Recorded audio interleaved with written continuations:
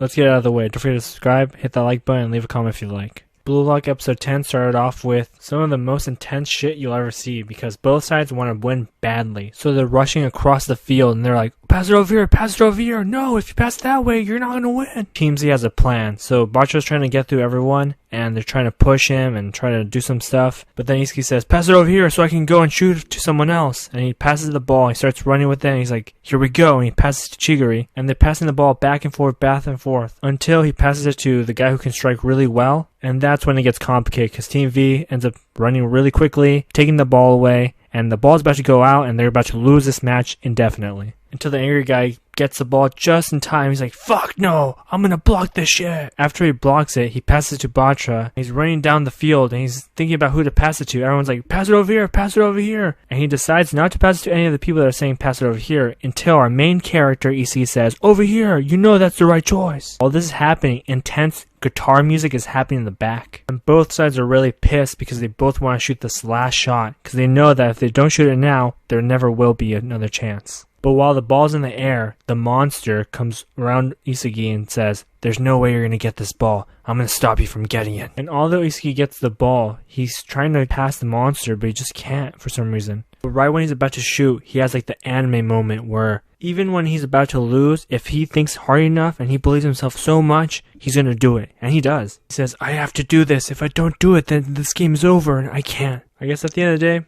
good job, honestly. Because he did score and he beat them. The score at the end was 5-4, but the Team V still wanted to win. The white-haired guy was saying, if we only score 2 more points, we could win this one and then the game ends. I respect Team Z. I still think that Team V is probably my favorite team so far. And then they have to deal with the traitor, and most of them are forgiving him until the angry guy says, you know what, since everyone's forgiving you, I might as well. And he goes in for a handshake, and then he just smashes his face open. Then they announce the teams that have lost, and the 3 people are moving on. One of them is the guy with the afro, and another one is this random guy that I forgot about, and the third one is very interesting. It's one of the angry brothers, and I'm thinking, damn, that sucks to be the other brother. So both Team V and Team Z are moving on. And of course, after the whole game, they just relax, they have fun, they start telling jokes, they eat a lot. So Bacha and Isagi are both at the lunchroom drinking some water, and out of nowhere, after Isagi tells Bacha about the story of how he's really passionate about being a striker again, and he's really excited because he finally knows what he's doing now. And out of nowhere, the Afro guy says, well, it seems that I've also made it to the finals, huh?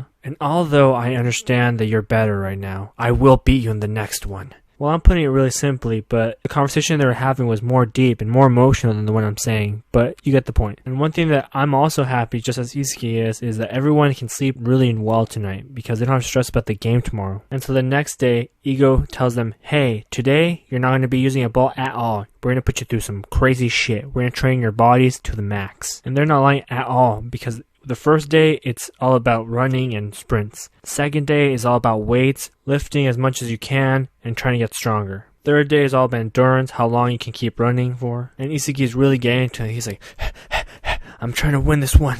8 more sprints. I said 8 more. After 10 full days of doing this intense workouts and all this eating, they say finally the selection for the first round is over. And then there's an announcement saying everyone who's passed, come to the basement and with your gear on. Everyone's hyped, everyone's full of energy, and they're like, let's go. Let's figure out what this is. And they go and they figure out that everyone who passed is in the 200s, but everyone was supposed to be there. What happened? Then Ego tells them, well, to be honest with you guys, there's never other buildings. There's no 5 buildings. It was just one. It's just you guys. You were never the bottom. We were just training you very hardly so you can be a striker. We don't want no fucking weakling here. We want the top of the top, the best of the best. We can get weaklings any day. Then he gives you his thought process. He says, some of the best players in the world had to struggle to get where they are now.